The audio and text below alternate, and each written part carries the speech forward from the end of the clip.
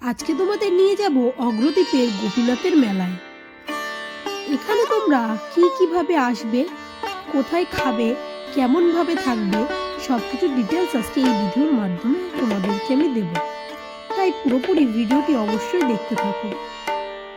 আজকে আমরা যাচ্ছি অগ্রদ্বীপ, বনগাঁ স্টেশন থেকে আমরা অগ্রদ্বীপ কিভাবে যাব তোমাদের আজকে এই ভিডিওর মাধ্যমে দেখাবো।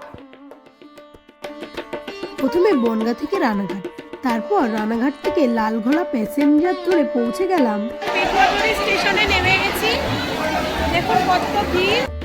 এখানে বিশ্ব বাংলা মোড় থেকে আমরা টোটো নিয়েছিলাম জনপ্রতি ভাড়া 50 টাকা, এবং টোটো নামিয়ে দেবে প্রায় 1 কিলোমিটার আগে, আর যদি বাসে করে যাও তাহলে 6 কিলোমিটার আগেই নামিয়ে দেবে।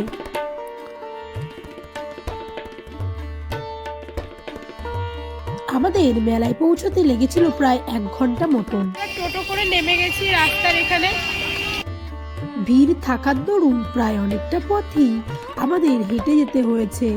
দুপাশে নানা রকম দৃশ্য দেখতে দেখতে আমরা মেলার সামনেই পৌঁছে যেতে লাগলাম।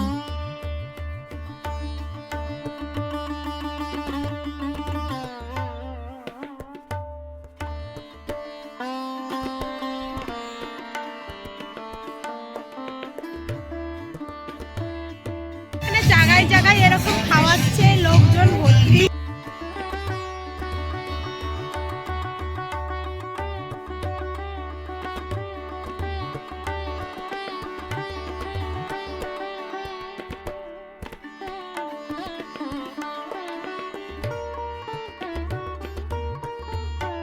ভক্তের ভগবান গোপীনাথ, ভক্ত গোবিন্দ ঘোষের শেষ বয়সের পুত্রের কাজ করেছিলেন গোপীনাথ, এবং তিনি তার মৃত্যু পরবর্তীতে শ্রাদ্ধশান্তি করেছিলেন সাধারণ মানুষের মতো ধরা কাছা পড়ে।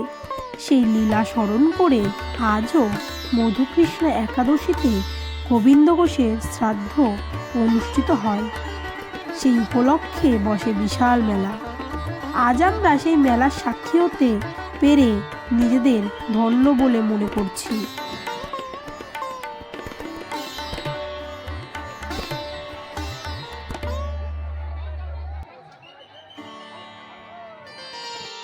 মেলার আরও একটি মূল আকর্ষণ হলো গোপীনাথ মন্দিরের সাথে রয়েছে প্রচুর বৈষ্ণব আখড়া এবং কীর্তন আসন। ভক্তদের জন্য রয়েছে বিশাল প্রসাদের ব্যবস্থা। এখানেই আপনারা এসে থাকা খাওয়া করতে পারবেন।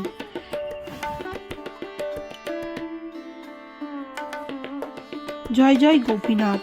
দেখা হচ্ছে আবার অন্য কোনো ঘুরতে যাওয়ার ভিডিওটি ভালো লাগলে অবশ্যই চ্যানেলটিকে সাবস্ক্রাইব করতে ভুলবেন না।